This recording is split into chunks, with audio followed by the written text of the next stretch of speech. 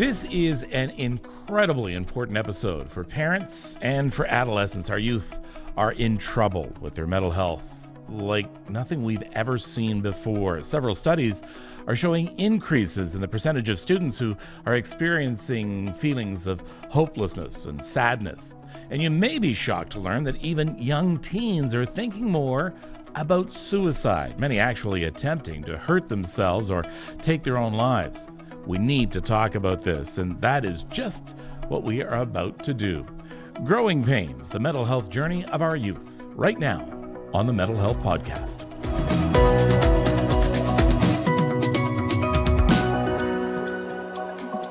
Hi, Stacey. Thanks for being here. What are we doing talking about mental health when it comes to kids and teens and young adults? This is supposed to be a time of life when we're most resilient. And what's going on with our youth right now? Yeah. Mental health is just as important as physical health with children and adolescents. It's really important that we talk about mental health just as we do with the adults. Youth mental health is a time where kids are starting to experience a lot of stress. They're trying to form who they are, trying to figure out who their friends are. And we know that stress impacts symptoms of mental health. Mental health can start in your early childhood years. There isn't an age where it says now it can be a mental health symptoms. And when we talk about mental health in our youth, the answer, of course, is going to be, and I can hear it right now, people saying, oh, good Lord, when I was a teenager, I had it tough too, but look at me now. But things are different here in 2023, aren't they? Yeah. There's a lot of changes that the kids are experiencing that you and I probably didn't have to experience when we were younger.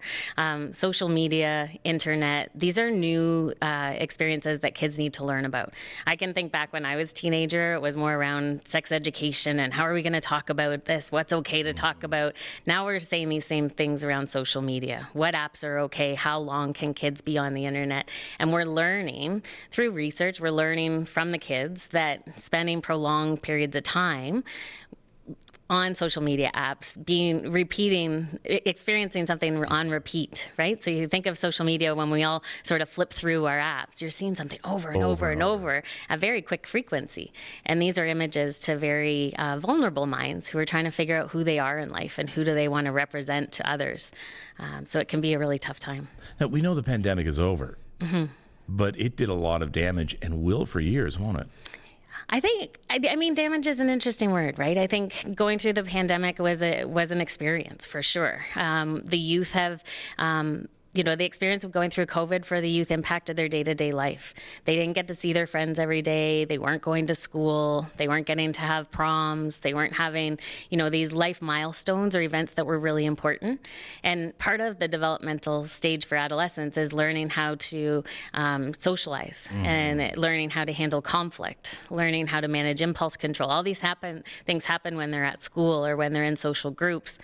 The pandemic isolated kids to home. Kids also saw parents struggling. And that may have been a new experience or an experience they may not have seen had we not gone through a pandemic. But watching your safe, caring parent also experience high levels of stress, high levels of change, perhaps job loss. There's a lot of experiences families had during the pandemic that, it is going to have an impact on people long term.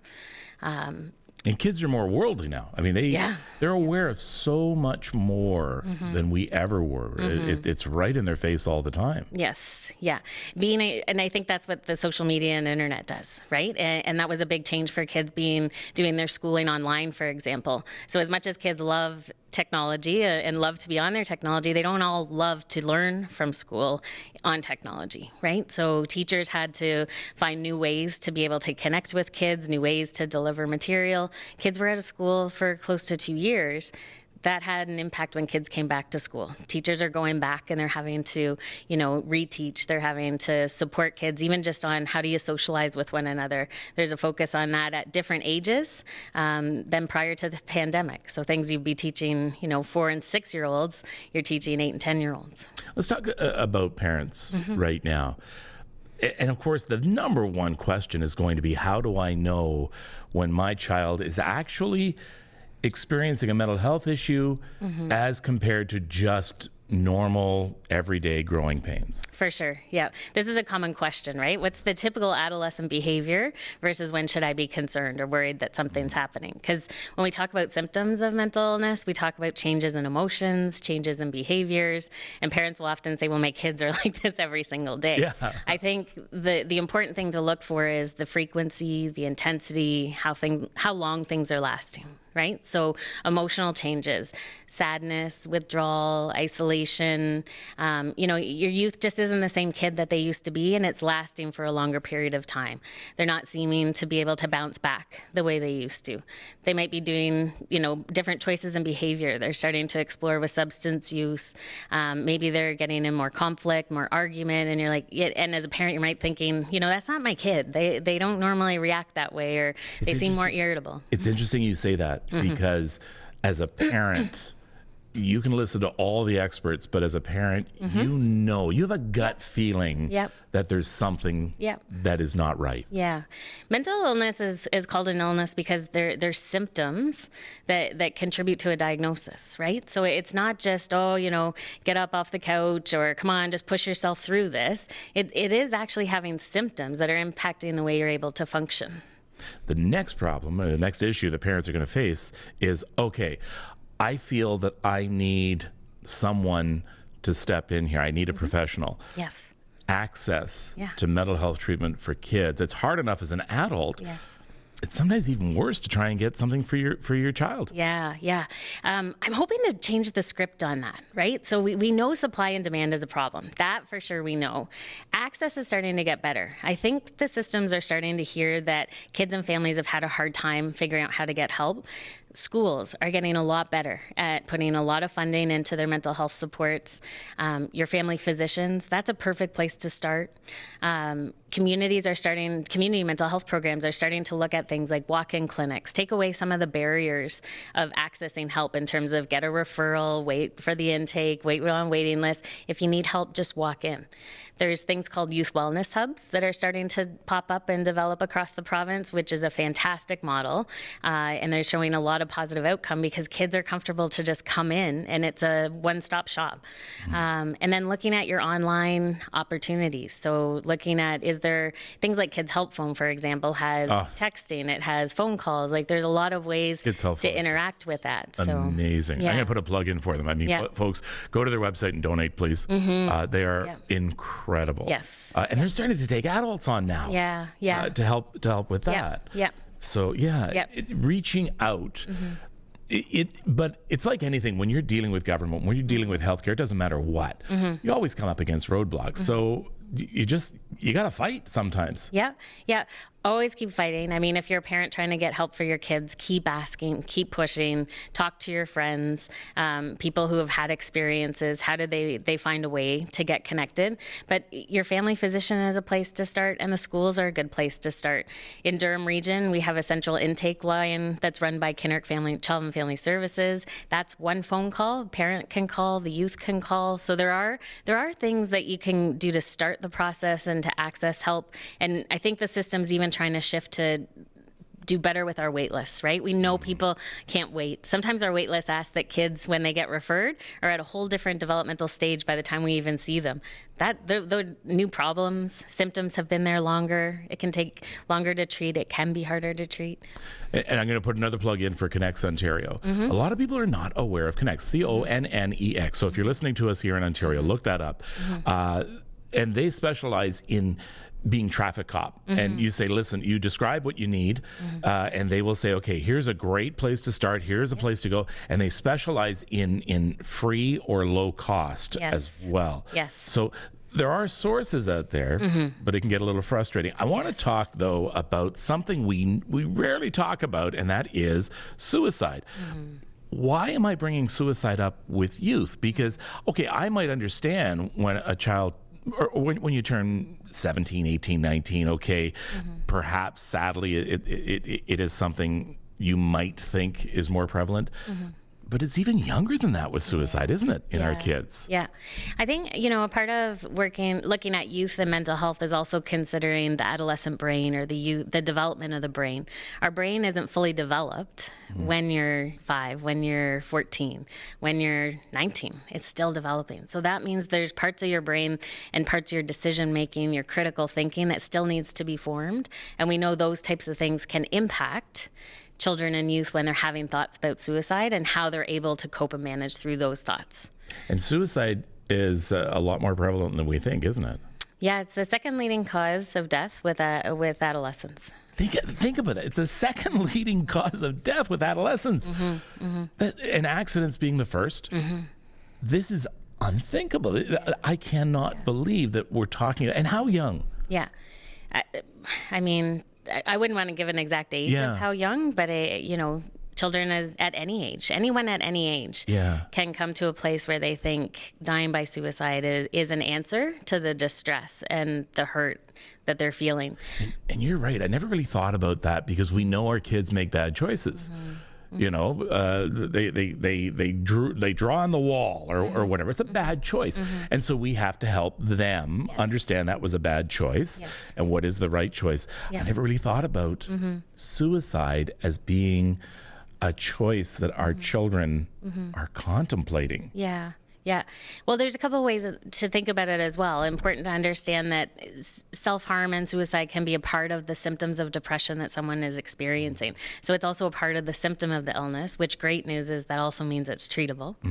But also with adolescents, something that's different than with adults can be something we call the contagion effect. So just like we talk about peer pressure or, if you see, Nike is the big thing for my son right now. All the clothes, they want it to be Nike. So teens blend and they grow together as a unit. And so when events like suicide happen, there also can be risk factors that it becomes something that other youth might think about, see as possible. And, that's a part of the work for adults is to make sure we really assess and support kids when there's a suicide in that social network, because it can put others at higher risk. What's ACEs? ACEs, so adverse childhood experiences. Yeah. So what is that? Yeah. So looking in your childhood and thinking about adverse events or significant events that have occurred, and we know that the more of those significant negative events that happen, the higher impact that can have on somebody's level of functioning. Impacts their relationship, impacts their health, their mental health. And there's even research that shows, these adverse childhood experiences impact our adult years in terms of our physical health. So, spending time and taking care of kids, right? When there's, death in families, if there's traumas that have been experienced, if there's suicide attempts, if there's mental health, all of these things are very, very important to take time to process, to support, to help kids recover. It's going to impact how people form as adults and their overall health as an adult. So putting, when you said funding, putting the money in the early end when people have significant events really helps the overall system in the long term. And of course, we know through the numbers that when people experience PTSD as an adult or depression and anxiety and a sudden, like for me, it was a sudden onset, it is 80%, or there's all sorts of numbers, but I've heard 80% most often because of something, a trauma that happened in our childhood. And so left untreated, it's that much harder when you're later in life. Yeah. Babies and toddlers are neat because they start with a blank slate. So their brain, everything's new, right? That's why it's so fun to watch kids. They see something, it grabs their attention, they're overjoyed with it. All of those are forming patterns in the way the brain learns to relate to things, learns to see things. So imagine by the time you're, 10, 15, if there's been a number of things you've seen positive, there's a number of things you've seen negatively or experienced, how that impacts you by the time you're 20, 30, and 40. It starts to impact how you form a relationship with someone, Do you trust someone, or is there something that's kind of been learned in the brain that made it a little bit harder to trust that person or make a decision about something? And just like we're always working preventatively with our kids' health. So making sure their teeth are brushed and making sure they take, the proper bath and showers and that they eat properly.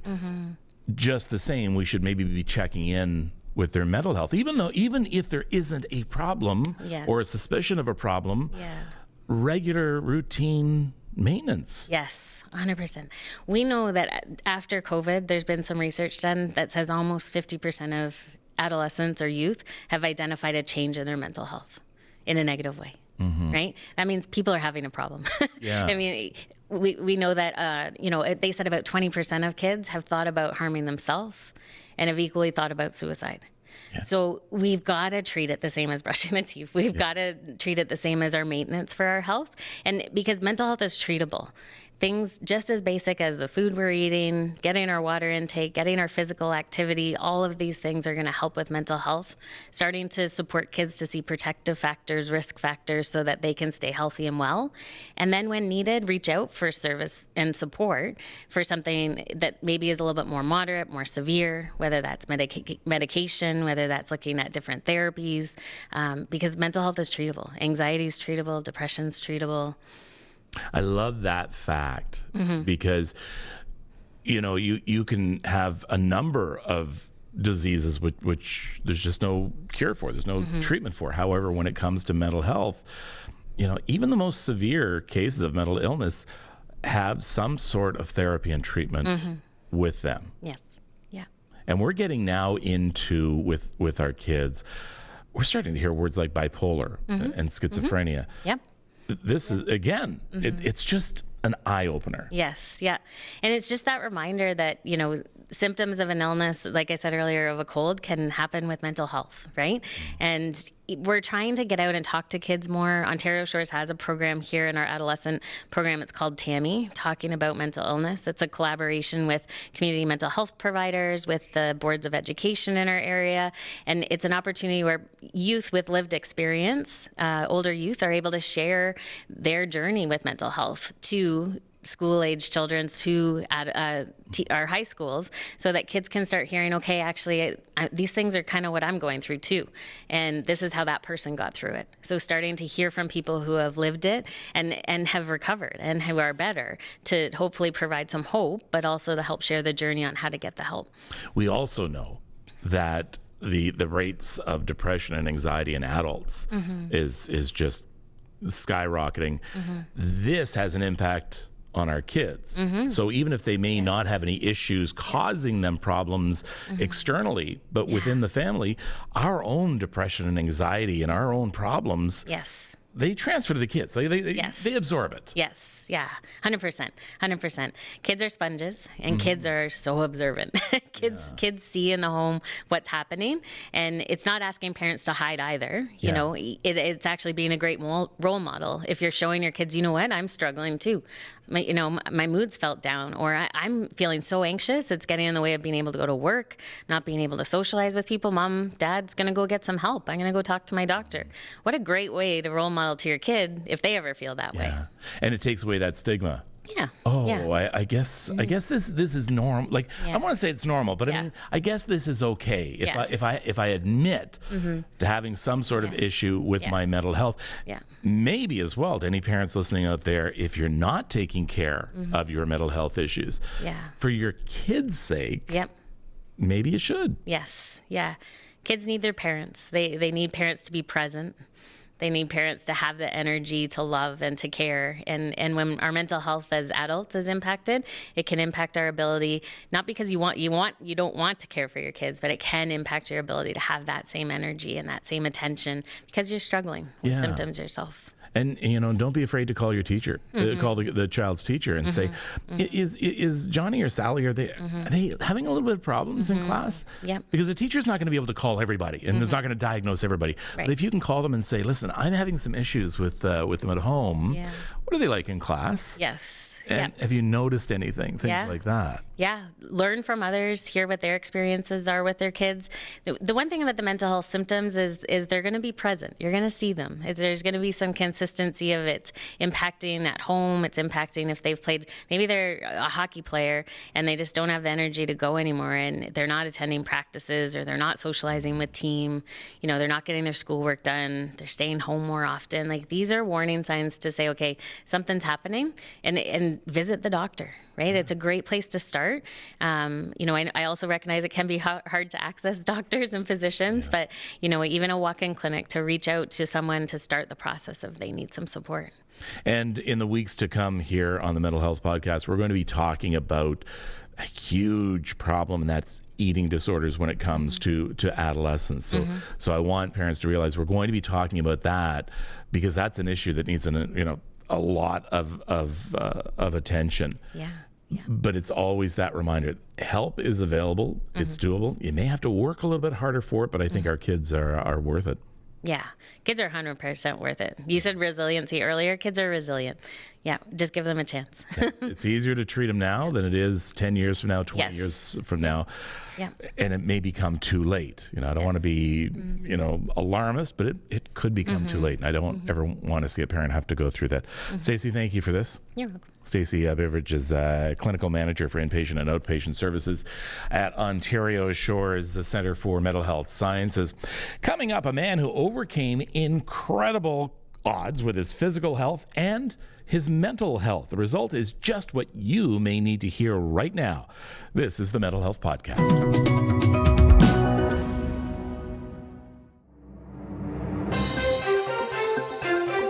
An alarming rise in the number of adolescents being diagnosed with an eating disorder in Canada, according to a new report published in the Journal of the American Medical Association. 60% compared with pre-pandemic, with hospitalizations of mainly young women up just as much since March 2020. It may surprise you to learn that eating disorders account for the highest death rate of any mental illness, with suicide as a major outcome, and its victims are mainly teens and young adults. Don't struggle alone. See your doctor and ask them about the Eating Disorders program at Ontario Shores. We have a highly trained and empathic team ready to help you get your life back. We welcome family members to be part of your treatment and even have access to teachers so you can continue your education while recovering. For more information, go to ontarioshores.ca. In 2018, I developed a neurological condition called Ramsay-Hunt syndrome.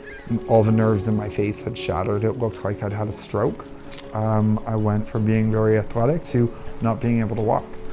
I had a significant mental health breakdown. It got to the point where I was ready to take my life. Change is hope. You need to change something. Do something that says tomorrow could be better than today.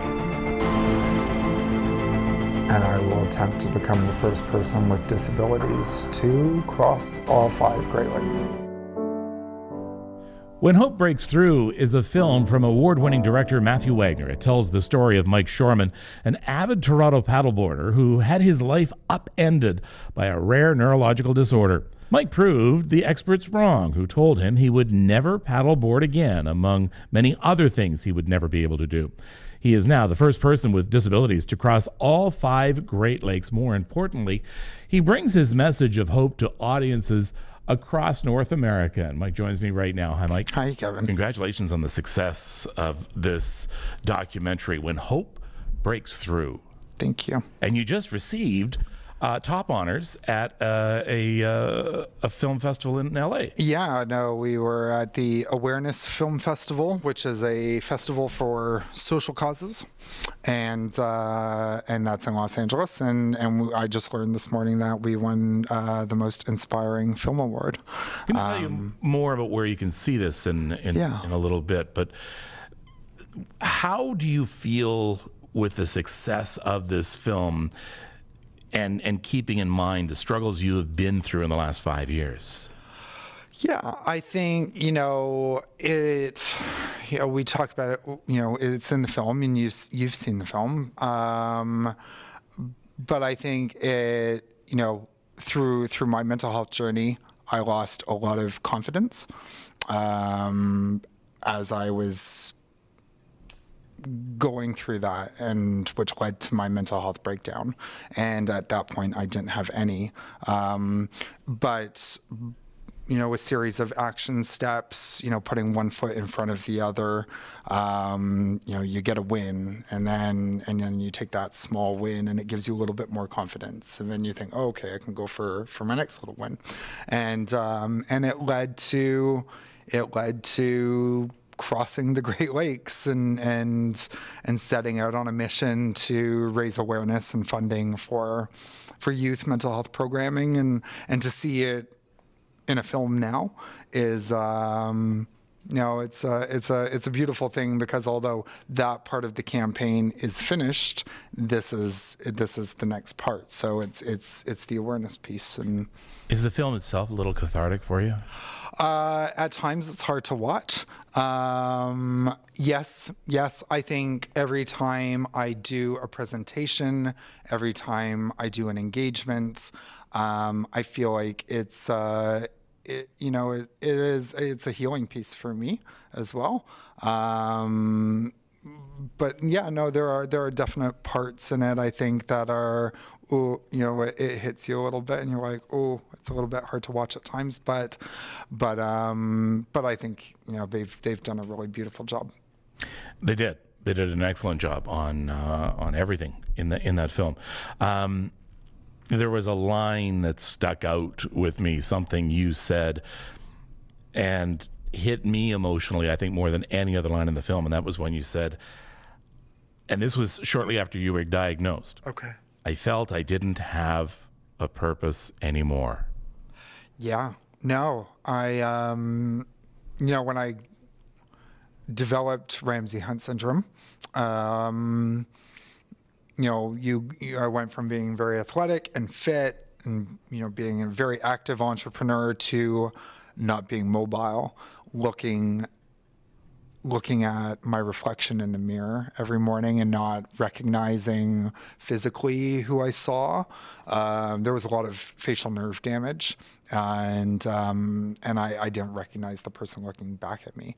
And overnight, I went from being active and engaging, and I went to losing my independence, social life, the identity that I'd created for myself, kind of all at once, and through that I lost my purpose. I used to love teaching people how to paddleboard and educating about water safety and giving people experiences, and then all of a sudden I didn't have anything to get me out of bed in the morning, and I think the loss of purpose was a huge part of my mental health depression. April 3rd, 2019. Yeah. What happened?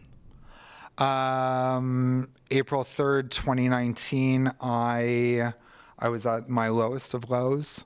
I had just come out of 2 back-to-back appointments. One with an ENT, where I was told that I would never get on a plane, I would never do long car trips, I would never get back on the paddleboard. And I think, this was 6 months leading up to that appointment, and there was hope, and those words were just crushing. And at the same time, I was seeing a facial nerve transplant specialist. And every time I would go into the hospital, I would have this hope that they were going to say, okay, we're going to go in and do surgery. And what they would have done is they would have taken the nerves that were in my leg, and they would have cut from the middle of my scalp all the way down to my chin, kind of like Face Off in the movie with John Travolta. And they would have taken the nerves and they would have put them in and closed it up and let the nerves naturally regrow. And every time I would go in, every a month or 6 weeks, and they'd say, we want to see, how this goes.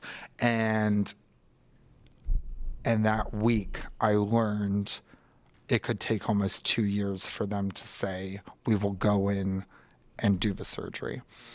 And I remember I felt very disconnected with myself and my appearance, and it was devastating, that appointment. So those 2 appointments led me to not wanting to be here anymore. And it was the final straw that broke the camel's back, if you will. And I took action, and from there my family gave me an ultimatum. And okay, I'm going to stop you because I just want to go back. You took action.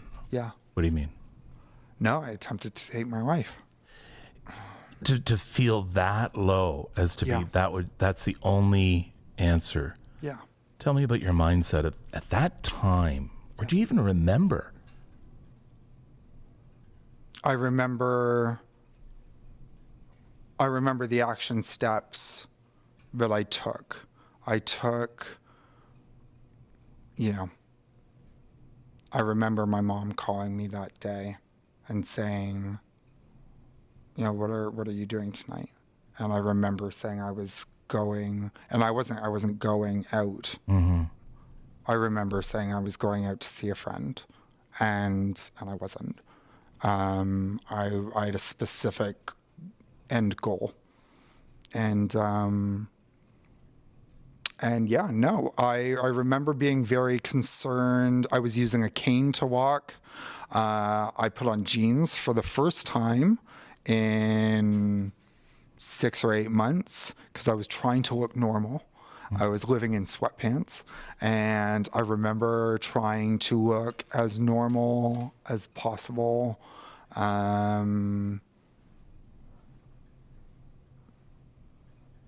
Yeah, no, I knew I was going downtown, and what that all looked like.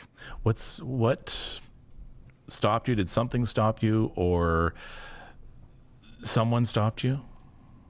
Yeah, the police intercepted me. So your mom called? No. Oh, who called? No. No, it was no. It was a concerned individual. Yeah. And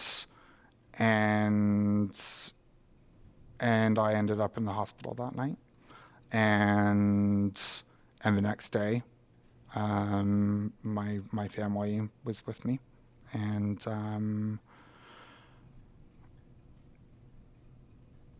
yeah, no, it was I remember breaking down to my family and having a conversation with them that we hadn't had, as far as they knew. I was fine, because that's what I said the whole time. I said I'm fine for months, and I think that's what a lot of people do, is when they want to deflect, especially with men. We, to speak candidly about mental health. I think a lot of people say, I'm okay, I'm fine, and then people take that for face value. And I'd been saying it for months, and I wasn't fine. You're raising money for youth mental health programs. Why not adult mental health programs? What in particular attracts you to wanting to help youth? So it's really interesting. Like this weekend, the conflict, like I'll go back into that. But this weekend, the news that's all over everywhere, Israel and Palestine and what's going on. Yeah, and just to let people know, we're recording this particular episode the Tuesday after the attack by Hamas in Israel. Yeah. And then, of course, all the following repercussions that we still, and I mean, I hope by the time people listen to this that there is at least a little bit more a calm, but please continue. But where my mind immediately goes, and if you look at Twitter or X or whatever they're calling, whatever it's called, and I try not to, because it's mental health toxicity. Oh yes! Oh my gosh! Yes. But I use it as a platform, so I'm on it. So you see things, and just the images of children and youth, and it's just barbaric. It's barbaric. I think I just have, part of my mental health journey, because I lost my mobility, because I was the person who suddenly had to be bathed in a bathtub wearing their swim trunks, and taken to physiotherapy and taken grocery shopping. And, my life went from this to this with what happened. And it's almost like in that I became a child again, in the sense that I had people looking after me like I was a child. My mom and dad became the parent of a child again, man-child. I'm still a man-child. But I think because of that experience, I can identify what it's like to essentially be that way, and to have people taking care of you and being your caregivers, and battling something internally that you're not talking about. And I spoke with, through my journey, I was speaking with some friends who have kids, and they were saying that my kids are struggling. My kids are really struggling with school and with anxiety and depression. And then the pandemic hit, and everything was brought to the forefront that was always there. But suddenly it was everywhere. And you've got parents who are learning how to homeschool, and students who are not going to classes, who are not going to graduations, dealing with, am I going to pass this year, on top of all of their other stresses and anxieties. And yeah, so no, it became,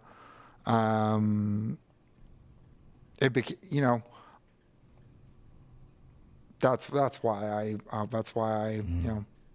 I support the mental health of Canadians in general, accessibility to mental health treatment and programs and services. But yeah, I resonate with what youth go through. And we have to keep in mind as well that as adults, and quite often depression and anxiety hit you at age 40, age 50, that 80%, and sometimes I've seen figures higher, 80% of the traumas that trigger this actually happen in our youth. Yeah. And that's the best place to start, perhaps. Yeah. Yeah, no. The traumas that we endure are often happen in our childhoods, at school or at home, and we take those and they stay with us, and in many cases they help us grow into who we become, but they are there. All right, back to the documentary. Spoiler alert. Okay. You get back on the paddleboard, and you cross 5 Great Lakes, okay? It's still worth seeing the documentary, believe me, folks. But you get back on the paddleboard. How the hell did you get back on that paddleboard? You should not have. I know. No, vertigo is a big part of my condition. Even I used to demonstrate this on TV interviews, when I won't anymore. But I used to turn my head from side to side so like people can see what's going on. But it's like being on one of those carousels or merry-go-rounds at the park when I suddenly turn my head. So being on unpaved or uneven surfaces is challenging. Okay, so paddleboard and on water fits that bill. So when he said, to be fair, when he said this isn't a reality, yeah, It is quite amazing. That we got to that point, that I felt like I could say that I was going to do this thing. But it took a lot of amazing people to get to that point. And those amazing people were there that very first day, that first time that I got back on the paddleboard, that I lasted 3 minutes. And it was just 3 minutes. Mm-hmm. And that 3 minutes put me on the couch for a day and a half. But that inspired confidence, and that, I called that person up and said, oh, can we go for 5 minutes next week? And then we tried, we built it up and kept using incremental wind building until we're setting out to cross lakes that take 30 hours. Now, I mean, I don't want to discount the work that you had some great doctors and some great counselors, great friends, great family, but it all doesn't work unless you have the drive inside of you.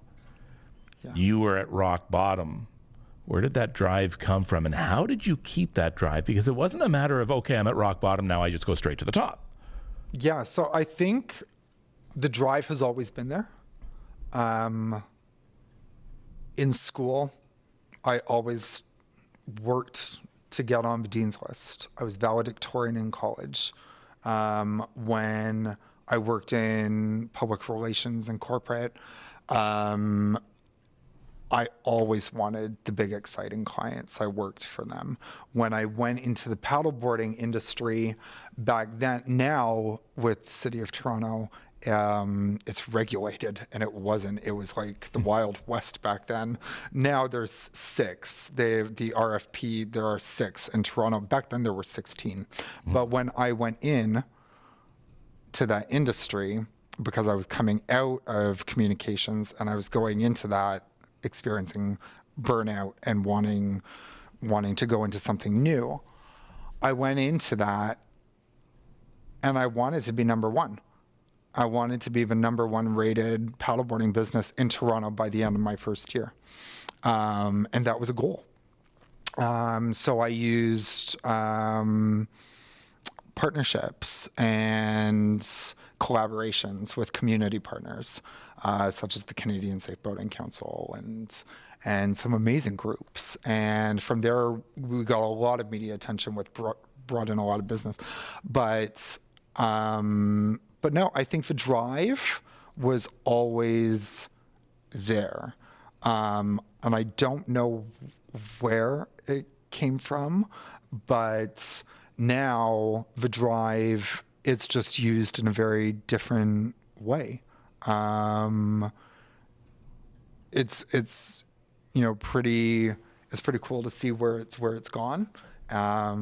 What's turned into a documentary, and now we're using it to educate, and offices are using it as a resource and a wellness tool. It's being in festivals, and that's pretty neat to see. But no, I think the drive, while the illness slowed me down, and essentially stopped the paddleboarding, I just transferred the drive into a new area. The film is When Hope Breaks Through. It is currently making a tour of film festivals right now. If you want to check out which one it's at, you can go to mikeshorman.com. But it's going to be streaming soon. It is. At the end of October, early November? Yeah, so it will be streaming on survivornet.tv. SurvivorNet is a platform for cancer survivors and people who live with chronic conditions. And that will start streaming in the US in late October, and we're working with several streaming platforms and television broadcasters. So hopefully that will be very soon. I am so glad you are here talking to me. I am so glad that you found your purpose again. Thank you. This is the Mental Health Podcast. I wish I would have known. I would have done something. But he seemed fine. Do you know what you should do? Do you even step in? Mental Health First Aid teaches everyday people how to recognize and respond to someone experiencing an issue with their mental health. Mental Health First Aid is life-changing, from recognizing early warning signs and learning how to truly listen to supporting someone in seeking the help they need. Ontario Shores Centre for Mental Health Sciences offers mental health first aid courses for individuals or groups. Whether it's for home or the workplace, we give you the first aid kit you need to be there for someone. Find out more or register for an upcoming course at ontarioshores.ca/mental health first aid. Don't be left saying, I wish I could have done something. Hey, I'm here for you. Do you want to talk? It's time now for our coping segment on the Mental Health Podcast. Tricks, tips, hacks, whatever you want to call them, things you can do when you're having some sort of mental health crisis. Now, our brain is an incredible machine. Breathing, our eyes blinking, things like that. Every menial task, it does on its own without us even thinking or being involved. It just controls us. Well, this is true, sadly, though, for stress and anxiety. The brain takes over, and we're not doing very much about it. So it will change its heart rate because it thinks it needs to. It'll move blood to different parts of your body that isn't necessary, but it still feels it has to. And this is the same with breathing. It changes our heart rate and our breathing rate. So what we need to do is step in and just sort of take it off autopilot. And we need to say to our brain, we're in control here. You don't need to make me breathe this way. So we're going to talk about box breathing right now. Whenever you're having a mental health issue, this is so incredibly effective, and it's something you can do anywhere, anytime. So this is very simple. And it's called box breathing because there's 4 parts to it, just like a box. So we are going to breathe in through our noses for 8 seconds. We're going to hold that for 8 more seconds. Then we're going to breathe out for 8 seconds. Then we're going to hold that for 8 seconds. Now the holds, the pauses, are just as important as the breathing in and out because, again, it's all about us controlling our breathing. So we're going to try right now. We're going to go in through the nose, hold it, out through the mouth, hold it for 8 seconds. Here we go. So try it for 8 seconds. Breathe in through your nose and hold it, and out through the mouth, 8 seconds, and hold it for 8 seconds. Now I'm going to count this time. So in through your nose, 2, 3, 4, 5, 6, 7, 8. Hold it, 2, 3, 4, 5, 6, 7, 8. And out through your mouth, 2, 3, 4, 5, 6, 7, 8. And then hold it, 2, 3, 4, 5, 6, 7, 8. Now don't strain over it. If you can't do 8 seconds, do 6, do 5, whatever you are comfortable with. This is about comfort. It's not about forcing it or strain. And do it for a minute or 2. You will be amazed at the effects. Very simple. Next time on the Mental Health Podcast, it's a mental health issue that does the same damage to your physical health as smoking 15 cigarettes a day: loneliness. And at times it can feel there is nothing you can do about it, but there is. Loneliness in a crowded world. Next time on the Mental Health Podcast. Thanks for joining me. Until next time, take care of yourself and take care of each other.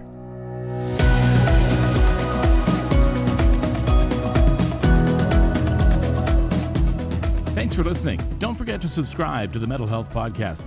If you have any thoughts about this episode or suggestions for future episodes, please send me an email at thementalhealthpodcast@ontarioshores.ca. Please don't be alone. Reach out for professional help. For more resources and advice, check out our website, ontarioshores.ca. The Mental Health Podcast is a production of Ontario Shores Centre for Mental Health Sciences. I'm Kevin Frankish. Take care of yourself and take care of each other.